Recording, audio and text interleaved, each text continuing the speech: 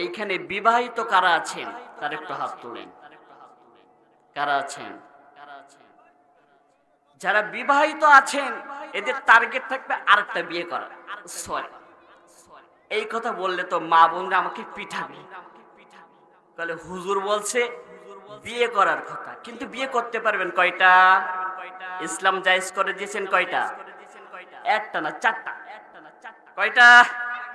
চারটা। আপনার যদি সামর্থ্য থাকে, ক্ষমতা থাকে, শরীরে আপনার যদি ক্ষমতা থাকে এবং অর্থ সম্পদ থাকে, চারটা বিয়ে করা জায়েজ। কয়টা?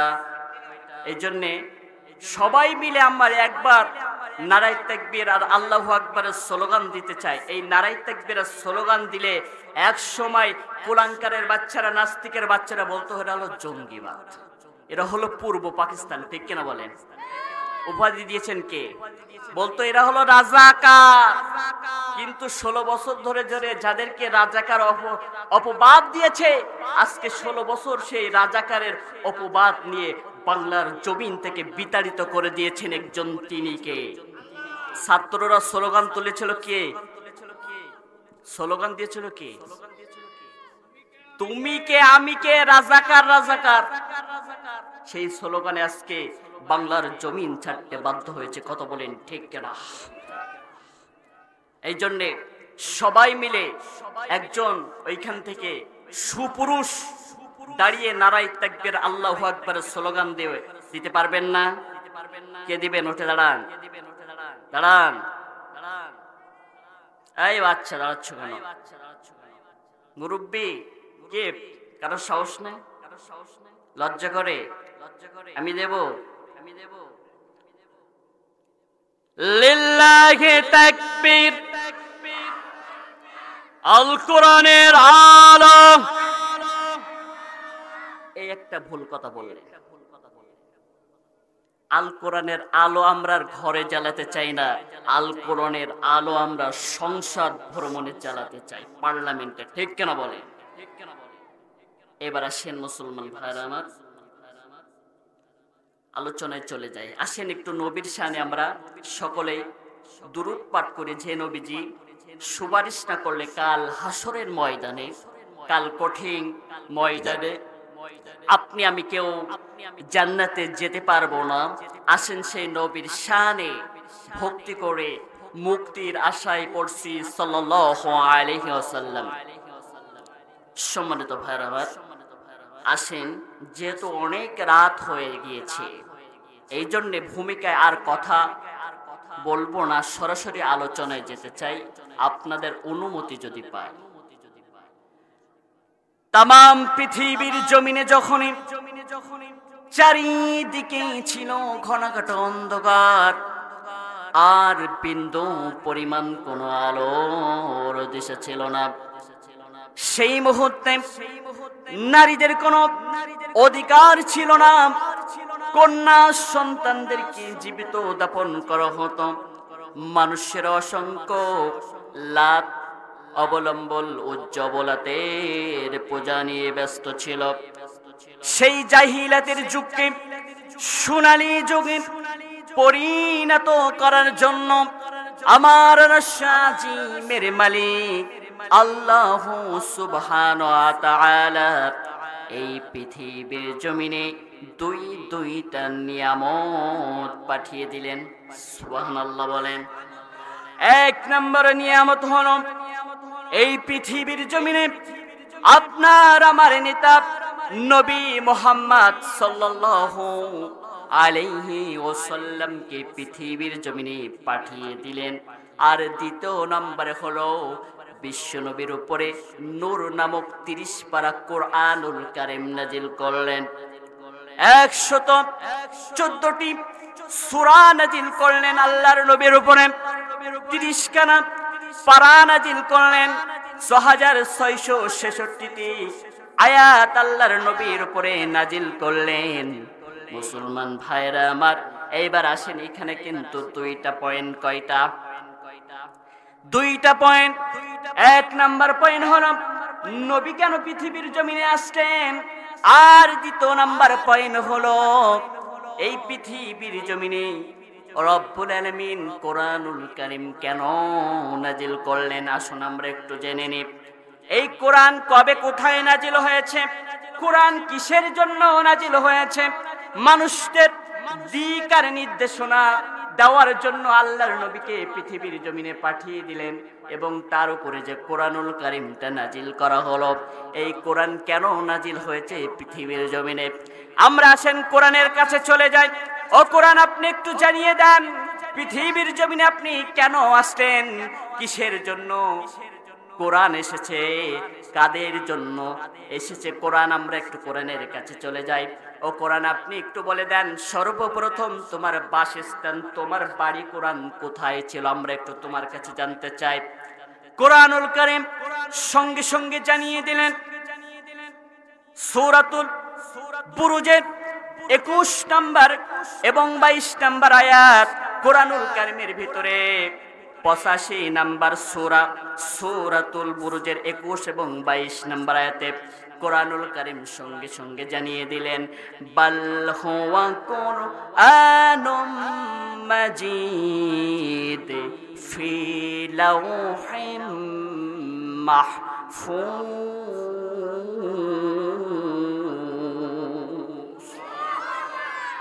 এক একটা আয়াত তেলাওয়াত শেষ করব যখন আমি আমার আল্লাহর দেওয়া শাহাদাতি আঙুলটা দ্বারা ইশারা করব, তখন মুসলমান ভাইরা আমার আল্লাহর জমিনের উপরে বসে, আল্লাহর আসমানের নিচে বসে আল্লাহর দেওয়া কণ্ঠখানি বন্ধ করে রাখবেন না কেউ। তখন সাথে সাথে আল্লাহু আকবার বলবেন। তখন এই কর্মসূচি চলবে যতক্ষণ আখিরি মোনাজাত হবে না। যতক্ষণ রাজি আছেন যারা যারা আল্লাহর দেওয়া কণ্ঠখানি ছেড়ে দিয়ে আল্লাহু আকবার বলেন তারা তারা। এখন প্রশ্ন করতে পারেন, হুজুর আমরা যে আল্লাহু আকবার বললাম, এর কোন ফজিলাত, এর কোন ফায়দা আছে না নাই? আপনি আমাদেরকে একটু জানিয়ে দেন এর কোন ফজিলাতের মধ্যে। আমি কোরআন নাজিল হয়েছি পবিত্র মাহে রমাজান মাসে। এইবার আসেন কোরআনের কাছে আমরা একটু জেনে নিই। ও কোরআন, আমরা তো বুঝলাম আপনি পবিত্র মাহে রমজান মাসে নাজিল হয়েছেন। এইবার একটু আমাদেরকে জানিয়ে দেন আপনি পবিত্র মাহে রমজান মাসে নাজিল হয়েছেন, কিন্তু কত তারিখে? দিনের বেলায় নাকি রাতের বেলায়? আমরা একটু আপনার কাছে জানতে চাই। 97 নম্বর সূরা সূরাতুল কদরের 1 নম্বর আয়াতে কোরআনুল কারীম সঙ্গে সঙ্গে জানিয়ে দিলেন ইন্না আনজালনাহু ফি লাইলাতিল কদর। আমি কোরআন নাজিল হয়েছি পবিত্র মাহে রমজান মাসে 27 তারিখে, 27শে রমজান। আমি কোরআন দিনের বেলায় নাজিল হই নাই, আমি কোরআন নাজিল হয়েছে হলো রাতের বেলা। এইবার আসেন কোরআনুল কারীম কার উপরে নাজিল হয়েছে? ও কোরআন, আমরা তো সব বুঝলাম, এখন আপনার কাছে আমরা জানতে চাই আপনি কার উপরে নাজিল হয়েছে কোরআন? আমরা একটু আপনার কাছে জানতে চাই। রব্বুল আলামিন বললেন সূরাতুল বাকারা 2 নম্বর সূরা সূরাতুল বাকারা 23 নম্বর আয়াত। রব্বুল আলামিন বললেন ওয়া ইন কুনতুম ফি রাইবিম মিম্মা নাযালনা আলা আবদিনা ফাতু বিসূরাতিম মিন মিসলি وادعوا شهداءكم من دون الله إن كنتم صادقين।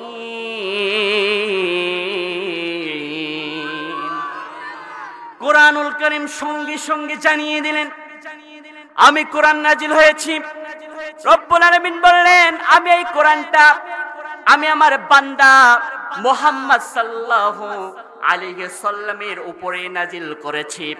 তোমরা যদি এই কোরআনের ভিতরে তোমরা যদি কেউ সন্দেহ মনে করো, তাহলে তোমাদের যদি সন্দেহ মনে থাকে, তাহলে এই কোরআনুল কারীমের ভিতরে 114টি সূরা আছে। এই সূরার ভিতরে 114টি সূরার ভিতরে ছোট্ট একটা সূরা তোমরা তৈরি করে নিয়ে আসো। আল্লাহ ছাড়া আল্লাহর কাছ থেকে সাহায্য ব্যতীত অন্য কারোর সাহায্য দানকারীকে তোমরা ডেকে নাও, তোমরা যদি সত্যবাদী হও। কে বললেন? এই কোরআনটা রাব্বুল আলামিন নাজিল করেছেন। এই কোরআনের ভিতরে কি কোনো সন্দেহ আছে নাকি? কোনো ভুল আছে নাকি? রাব্বুল আলামিন এই কোরআনুল কারীমের 114টি সূরার মধ্যে 2 নম্বর সূরা সূরাতুল বাকারার 2 নম্বর আয়াতে রব্বুল আলামিন সুন্দরভাবে জানিয়ে দিলেন, যালিকাল কিতাবু লা রাইবা ফিহি। This is a book, এটা এমন একটি কথা, এমন একটি কিতাব, এমন একটি গ্রন্থ, এই কিতাবের ভিতরে বিন্দু পরিমাণ কোনো সন্দেহ নাই। আল্লাহু আকবার বলেন। সন্দেহ আছে নাকি? কিন্তু এক শ্রেণীর কুলাঙ্কার আর জালেমের বাচ্চারা বলেছিল এই কোরআনের ভিতরে নাকি ভুল আছে। নাউজুবিল্লাহ বলবেন না? আবার বলেছিল কোরআনের কিছু কিছু আয়াত বাতিল করা হবে। ঠিক কিনা বলেন? কেননা কোরআনের ভিতরে সুদের কথা বলেছেন তিনি কে? ঘুষের কথা বলেছেন তিনি কে? তাহলে যখনই কোরআনের ভিতরে সুদ থেকে কথা বলা হবে, যারা সুদখোর তারা তো মেনে নেবে। ঠিক কেন বলেন? একটু জিকির করিস লা ইলাহা।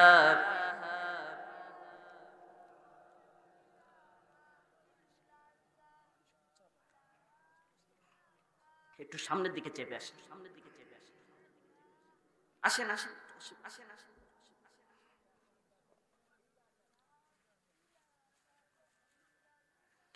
কোরআন আমাদের সংবিধান, ওরাও সবাই তার বিজয় নিশান। কোরআন আমাদের সংবিধান, ওরাও সবাই তার বিজয় নিশান। নেতা আমাদের রাসূলুল্লাহ, লা ইলাহা, জোরে লা ইলাহা।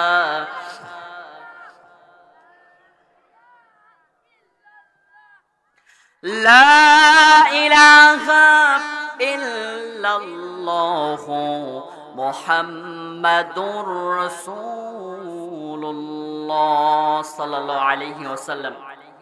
এইবার আসেন কোরআনের কাছে আমরা প্রশ্ন করি, কোরআন আপনি পৃথিবীর জমিনে কাদের জন্য এসেছেন, কিসের জন্য এসেছেন? কোরআন আপনি আমাদেরকে একটু জানিয়ে দেন।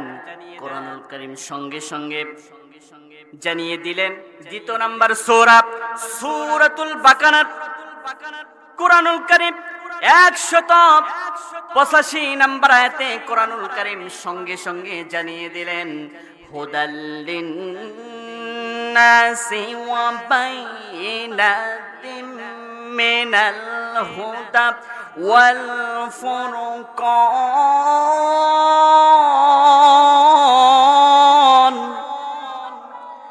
কোরআনুল কারীম সঙ্গে সঙ্গে জানিয়ে দিলেন, আমি খালি মুসলমান ধর্মের জন্য আসি নাই। তাহলে আমরা প্রশ্ন করি, আপনি কাদের জন্য এসেছেন? আপনি তো বললেন আমি খালি মুসলমান ধর্মের জন্য আসি নাই, আমি হিন্দু ধর্মের জন্য আসি নাই, কোন দলের জন্য আসি নাই। আমি কোরআন কিন্তু বিএনপির দলের জন্য আসি নাই, আমি কোরআন আওয়ামী লীগের দলের জন্য আসি নাই, আমি কোরআন কিন্তু জামাত দলের জন্য আসি নাই। আছে নাকি? কোরআন কাদের জন্য এসেছে?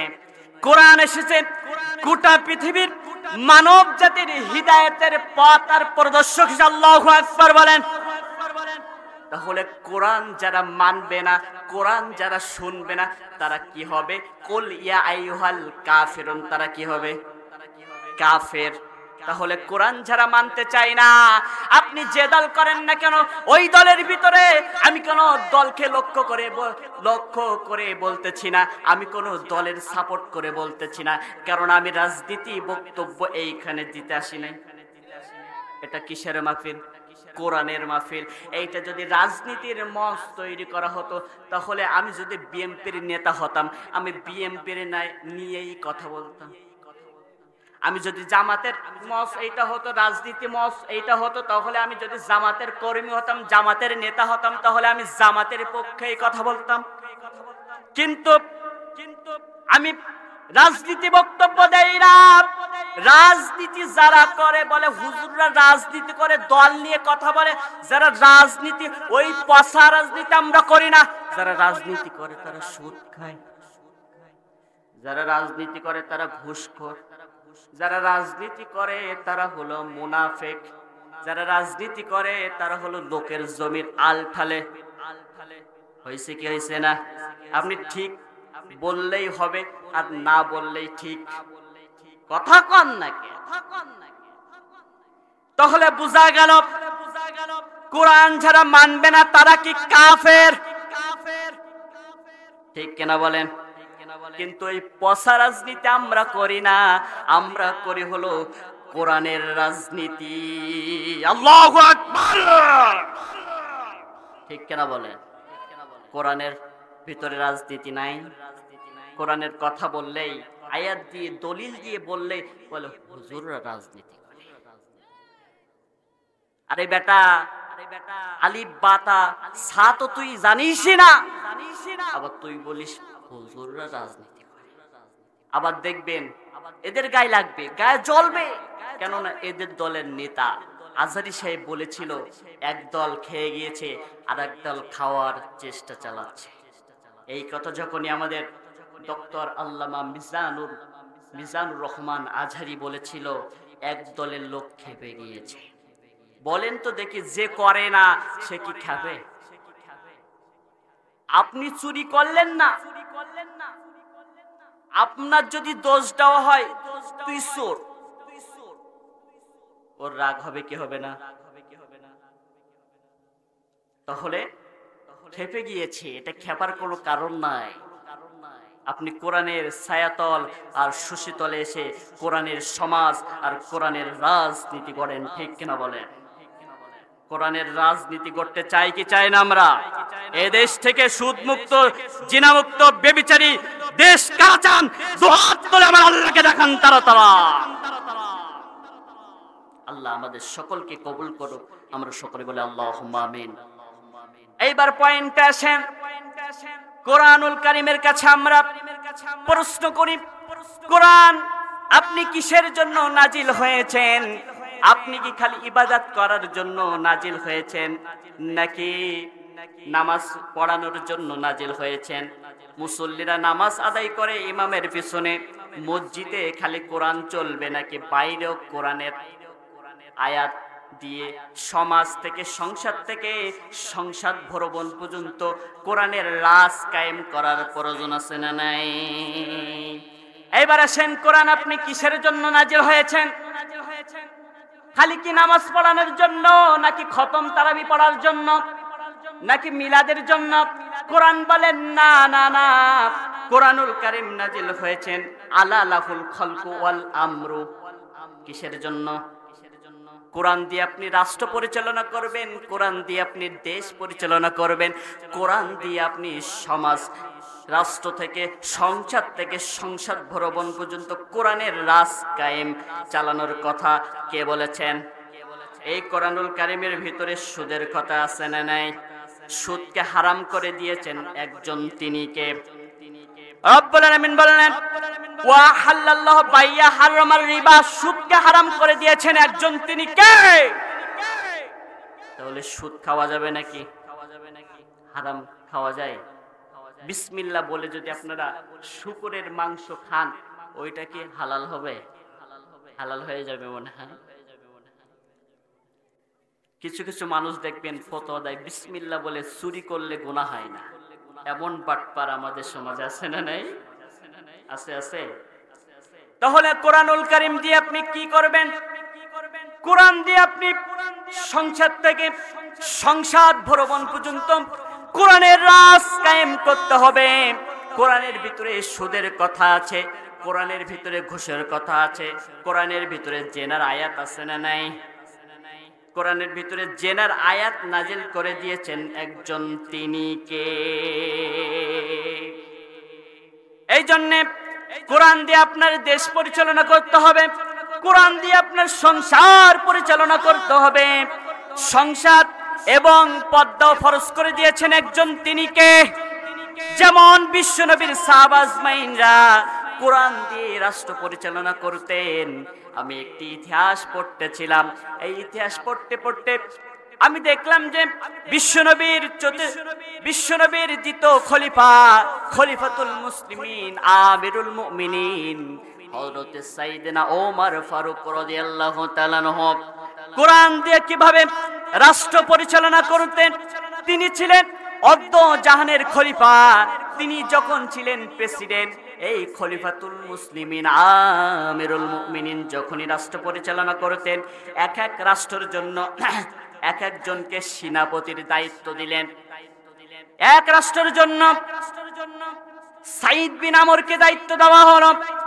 সাইদ বিন আমরকে যখনই দায়িত্ব দেওয়া হলো, সাইদ বিন আমেরের নামে তার রাষ্ট্রের জনগণ, তার রাষ্ট্রের প্রজারা 4টা অভিযোগ দায়ের করেছে। কয়টা? শুনবেন আপনারা। 4টা অভিযোগ দায়ের করেছে। 1 নম্বর অভিযোগ হলো সাইদ বিন আমেরের নামে 1 নম্বর অভিযোগ হলো সাইদ বিন আমের প্রত্যেকদিন অফিসে রাজসভায় রাষ্ট্র পরিচালনা করতে প্রত্যেকদিন দেরি করে আসে। 2 নম্বর অভিযোগ হলো সাইদ বিন আমের প্রত্যেকদিন রাজসভায় একদিন করে ছুটি নেয়।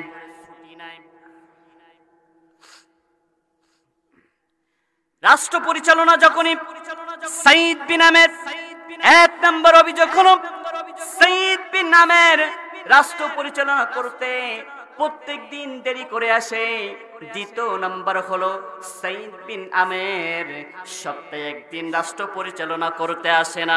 3 নম্বর অভিযোগ হলো সাইদ বিন আমের যখনই তাকে ডাকা হয়, সাইদ বিন আমের তখনই রাতের বেলায় সাইদ বিন আমেরকে যখনই ডাকা হয়, সাইদ বিন আমের তাদের ডাকের সাড়া কেন দেয় না।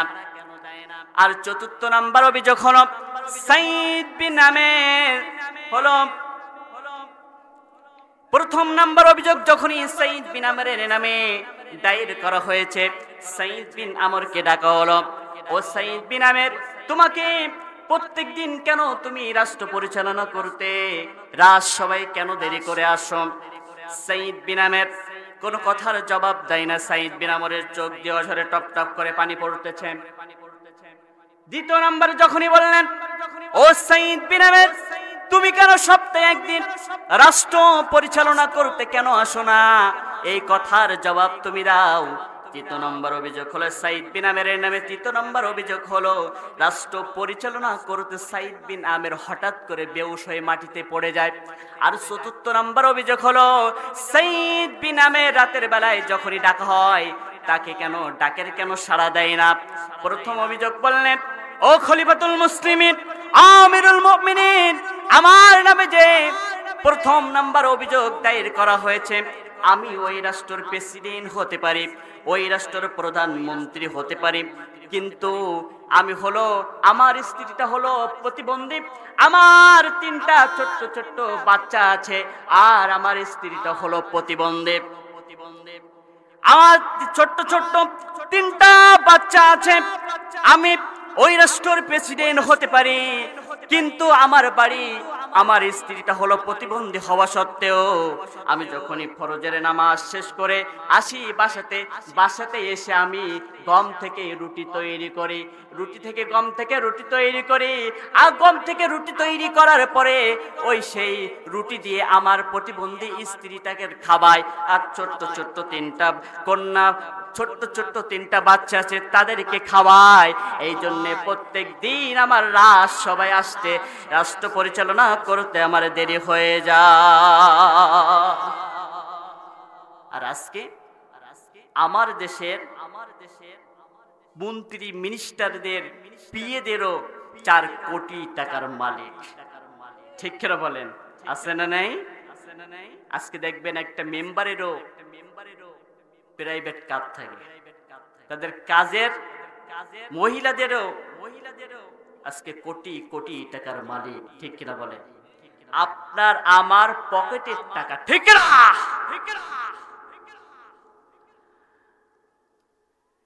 দ্বিতীয় নাম্বার অভিযোগ হলো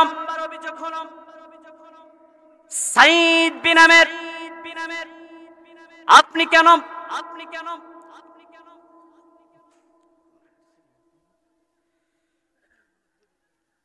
একটু জিকির করে লা ইলাহা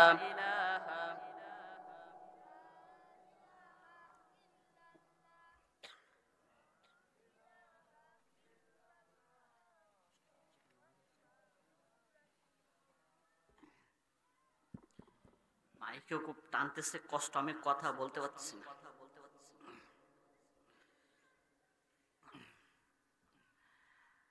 সাইদ বিন আমের, তোমার নামে যে দ্বিতীয় নম্বর অভিযোগ দায়ের করা হয়েছে, ও সাইদ বিন আমের, আপনি কেন সপ্তাহে একদিন রাষ্ট্র পরিচালনা করতে কেন আসো না?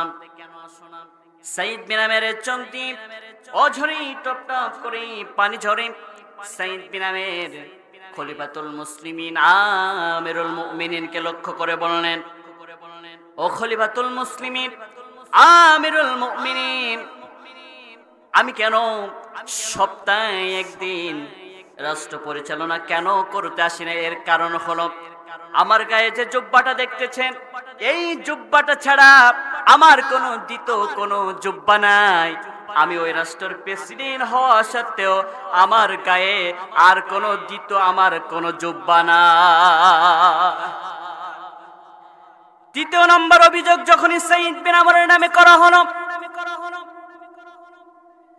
সাইদ বিন আমরকে লক্ষ্য করে বললেন, ও খলিফাতুল মুসলিমিন আমিরুল মুমিনিন, তৃতীয় নম্বর অভিযোগ যে আমার নামে করা হয়েছে, এর কারণ হলো আমি কেন রাষ্ট্র পরিচালনা করতে করতে হঠাৎ করে কেন বেহুশ হয়ে মাটিতে পড়ে যাই। সাইদ বিন আমর লক্ষ্য করে বললেন, ও খলিফাতুল মুসলিমিন আমিরুল মুমিনিন, তাহলে শুনেন, আমি তখন ইসলাম ধর্ম গ্রহণ করি নাই। তার আগের ইতিহাস, আমি যখনই কাফের ছিলাম, মক্কার নগরীতে দারুন নদা বই থেকে একটা আলোচনা সভা বসালেন কাফেরেরা, আবু জেহেল, উতবা, সাইবা, আবু লাহাব। দারুন নামে বই থেকে আলোচনা হলো, যদি তোমরা ওই মক্কার নগরীতে মুসলমানদেরকে ধরে এনে, ওই যে মদিনা থেকে মুসলমানদেরকে ধরে এনে আমাদের হাতে যদি তুলে দিতে পারো, তাহলে তোমাদেরকে অনেক টাকা পয়সা, স্বর্ণ মুদ্রা দেওয়া হবে। তখন কিছু মুসলমান ছিল, ওই মুসলমানেরা বলল, তারা হলো লিবাসদারি মুসলমান, মুনাফিক। এমন মুসলমান আমাদের সমাজে আছে না নাই? এই লিবাসদারি মুনাফিক মার্কা মুসলমানেরা, তারা হলো টাকার লোভে, সম্পদের লোভে, তার হলো দাড়ি রাখলেন, বড় জুব্বা গায়ে দিলেন। জুব্বা গায়ে দেওয়ার পরে কাফেরদের সাথে একত্রিত হয়ে তারা বিশ্ব নবীর কাছে চলে গেলেন। বিশ্ব নবীর কাছে গিয়ে বললেন, ইয়া রাসূলুল্লাহ, হে হাবিবাল্লাহ, মক্কার নগরীতে আমরা কিছু মানুষ ইসলাম ধর্ম কবুল করে নিয়েছি। আমরা তো মাত্র কয়েকজন মানুষ ইসলাম ধর্ম কবুল করে নিয়েছি। আমাদের সাথে কিছু আপনার বিশিষ্ট ভালো দামি সাহাবীদেরকে আমাদের সাথে পাঠিয়ে দেন, তাহলে আমরা একত্রিত হয়ে অনেকগুলা লোক হয়ে একসাথে ইসলাম প্রচারে দিতে পারব। বিশ্বনবী ওদের কৌশল বুঝতে পারলেন না, ওদের সাথে কিছু ভালো দামি সাহাবীদেরকে নিয়ে আল্লাহর নবী ওদের সাথে পাঠিয়ে দিলেন। হযরতে খুবাইব রাদিয়াল্লাহু তাআলা আনহু আমিরের দায়িত্ব দিয়ে পাঠিয়ে দিলেন। যায়েনাব মক্কার গেট ক্রস করে মদিনার ভিতরে প্রবেশ করলেন। প্রবেশ করার পরে সঙ্গে সঙ্গে চতুর্দিক থেকে কাফেররা ঘেরাও করে ফেলেছে।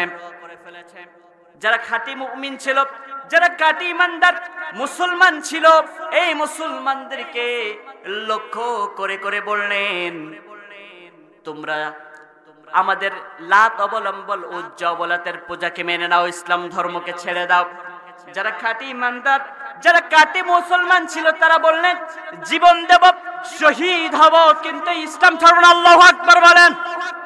সূরাতুল হুজরাতের 15 নম্বর আয়াতে রব্বুল আলামিন বললেন ইন্নামাল মুমিনুনাল্লাযীনা আমানু বিল্লাহি ওয়া রাসূলিহি সুম্মা লাম ইরতাবু ওয়া জাহাদু বিআমওয়ালিহিম ওয়া আনফুসিহিম ফি সাবিলিল্লাহ উলাইকা হুমুস সাদিকুন।